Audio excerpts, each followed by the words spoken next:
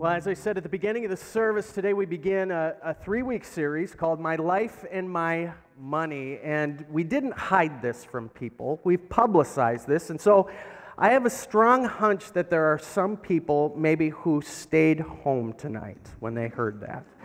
They stayed home because they heard we were obviously talking about money in church. I also imagine, well, I know this, I saw your faces. When I announced that we were going to be talking about money today, I saw 2 looks on your faces. One was look of nervousness, and the other was some eye rolling. And I think there's a good reason for this. I hate to admit this, but most churches have done a lousy job of talking about money. When the church normally talks about money, unfortunately, it's often in a way that has us feel as though we're sort of being induced with a little bit of guilt, so that maybe we'll pull out our wallet or open our purse and pad the offering plate just a little bit more. I've heard it time and time again from sort of disgruntled former Christian types who have said to me, "Pastor, I quit going to this church or that church because all the church ever seemed to care about is how much money I put in the offering plate." In fact, on my first Sunday here at Calvary, an elder of the church, he came up to me, slapped me on the back, put his arm around me, said, "Hans, you're going to fit in great around here." And then he paused. And then he looked at me and whispered, "As long as you don't ever talk about money." Sorry. We get more than a little uneasy, don't we? Whenever our crazy pastor starts talking about money. I get it. So right at the beginning of the sermon, I'm going to give away where this sermon is going. Here's what it's all about. God doesn't want your money. Your church doesn't want it. Well, I shouldn't say that.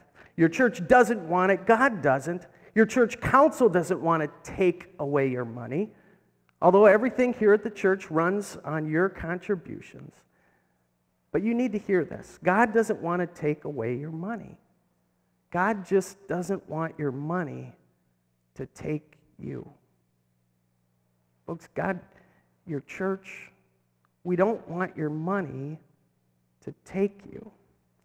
You see, one of the reasons we get squeamish about money in church is, yes, because the church hasn't done a very good job of talking about it, but more so, money, you know this, it's a personal thing, right?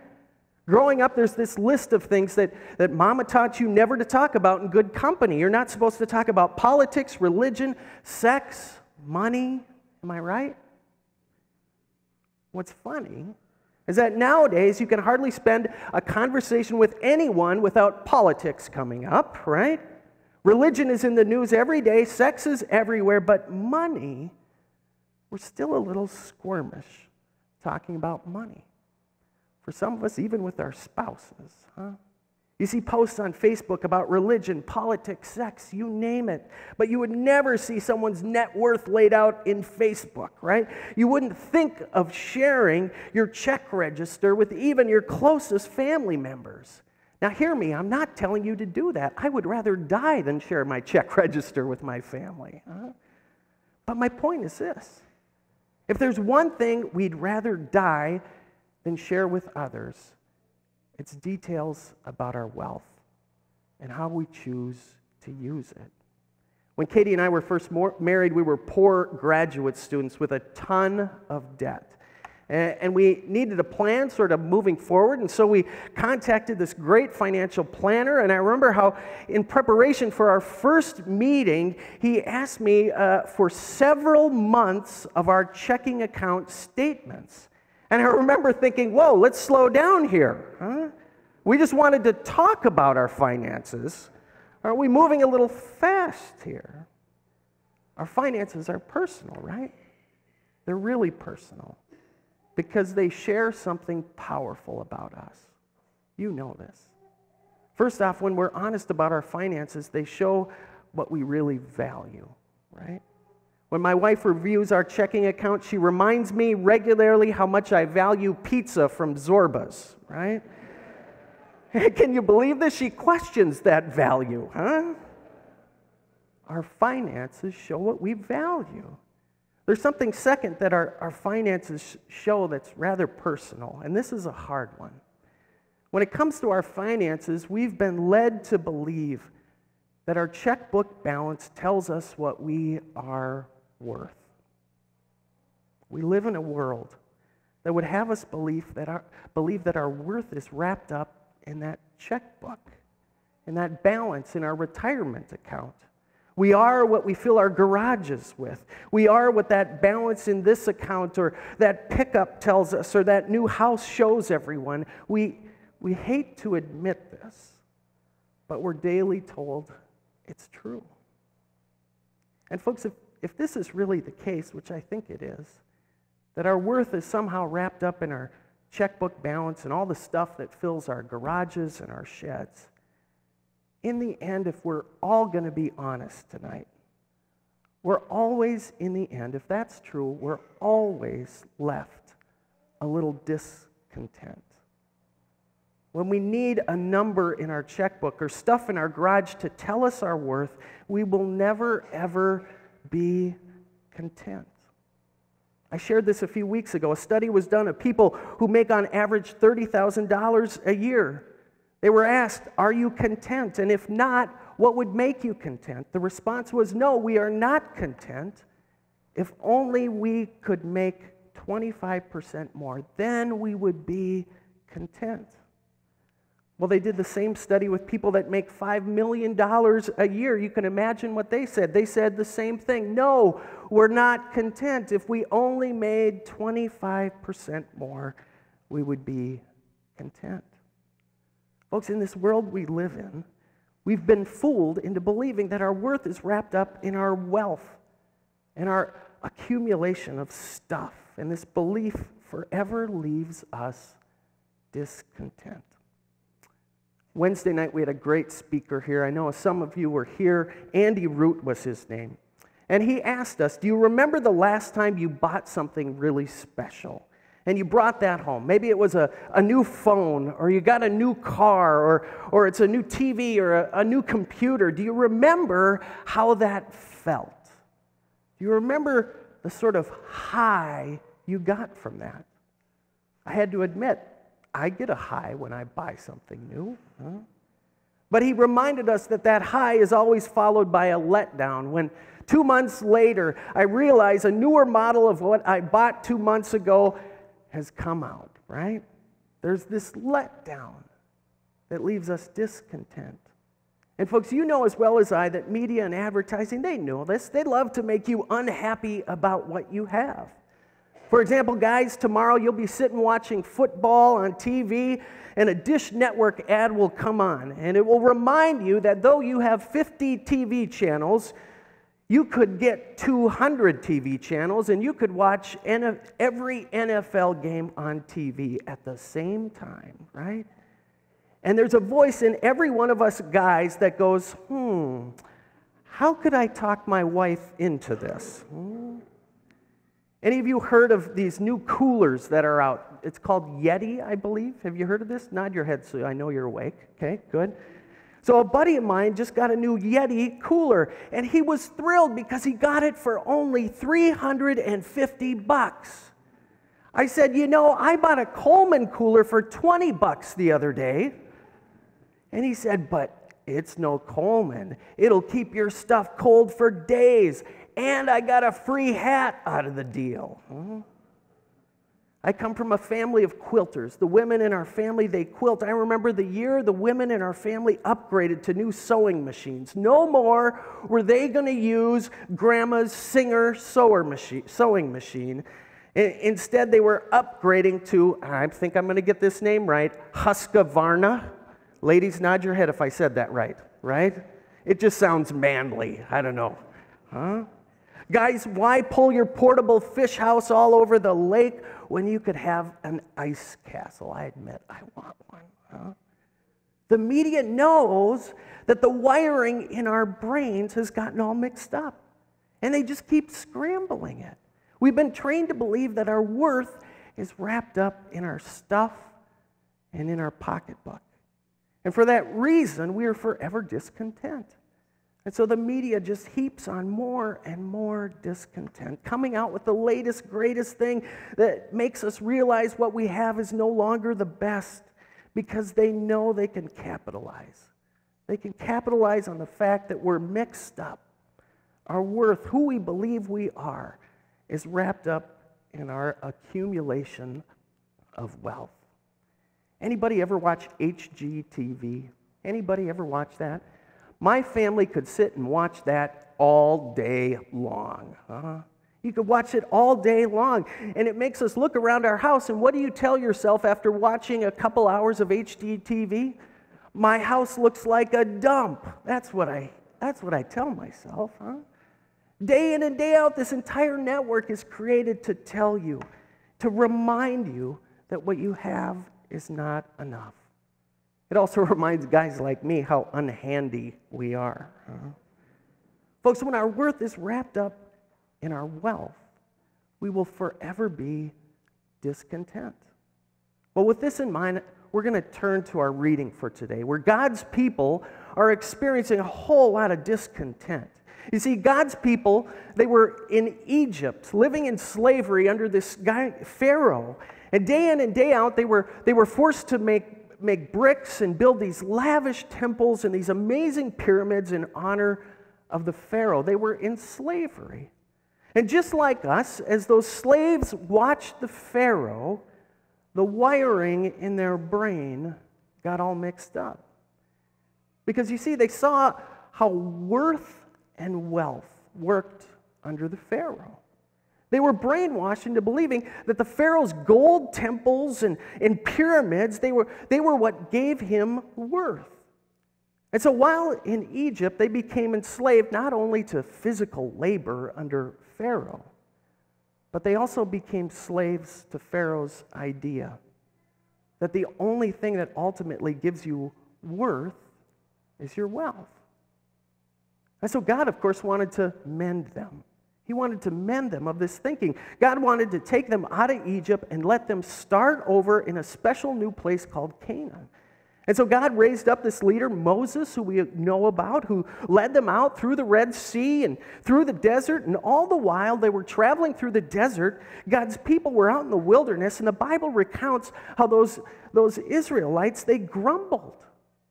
All they could do was complain. Because though they had been released from this hard physical labor of slavery, they were still slaves.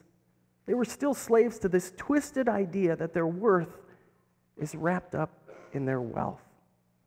And so, folks, they grumbled.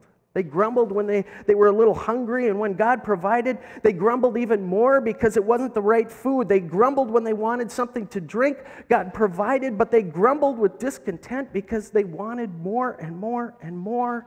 And finally today we hear how they arrive at this place called Mount Sinai. And we know it because that's where God gave the law, the 10 Commandments.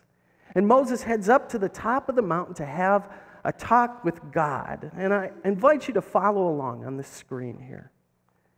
When the people saw that Moses delayed to come down from that mountain, the people gathered around Aaron and said to him, "Come, make gods for us, who shall go before us. As for this Moses, the man who brought us up out of the land of Egypt, we do not know what has become of him."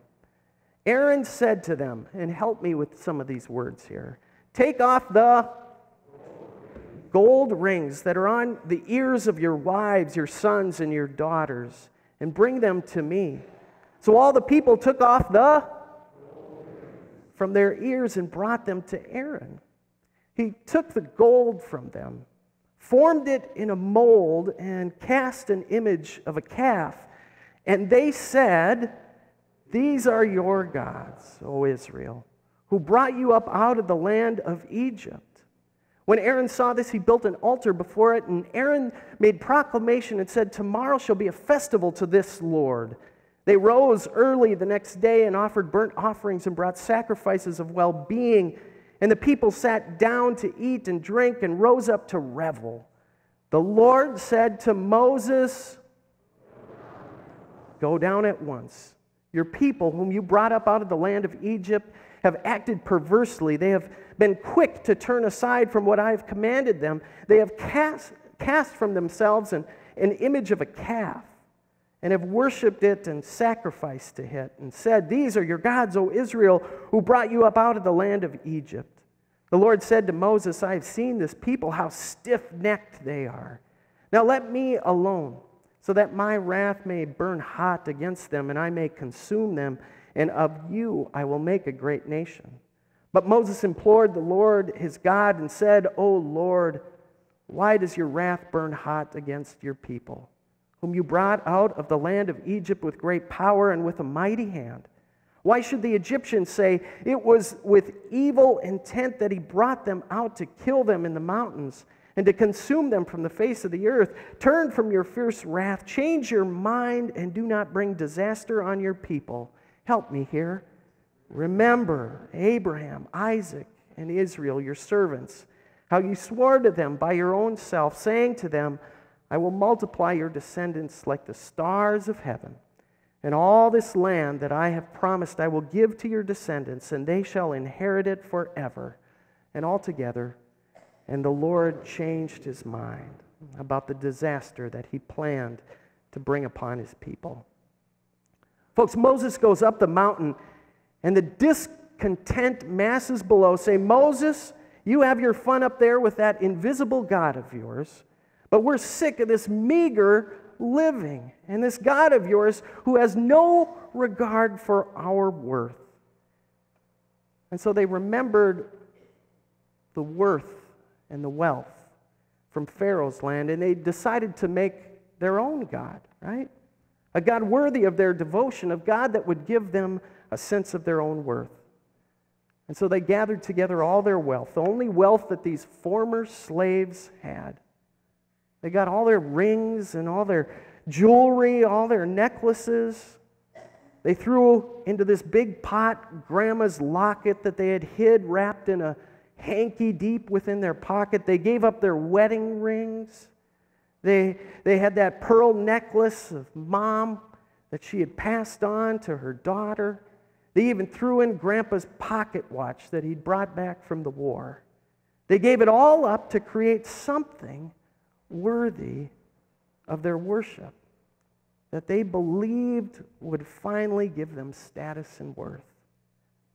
See, folks, they were willing to give up everything to create an image of wealth, this object of worship like Pharaoh's pyramids and those temples that would finally give them a sense of their own worth. You see, those slaves way back when, they made it out of slavery, but they were still slaves. They were still shackled into believing that their worth was wrapped up in their wealth, and they were willing to give everything up for it. Now, folks, I wish this was just an ancient story, but you and I know it isn't. It plays out each and every day. Get this, the average credit card debt in the U.S. is $7,000 a person. If you were to take out all the people who carry no debt, the average credit card debt for those that carry debt in the U.S. is $15,252. We're still willing to give up anything for these objects of our devotion. I'm not proud to say I came out of college, I had well over $5,000 in credit card debt myself, on top of student loans. We're not slaves, but you may as well be a slave with that kind of debt, because you're constantly working today for what you consumed yesterday instead of living and dreaming the dreams God has for you tomorrow.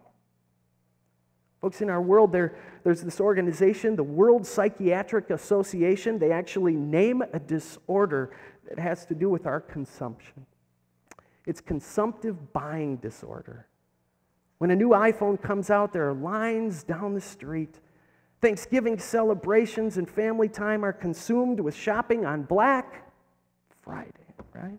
At retirement, there's this new thing that happens. I've watched my in-laws do this, and I know it's coming for me one day. They go through this purging phase that I'm told is an overwhelming dilemma to go through. It's this new phenomenon in our world.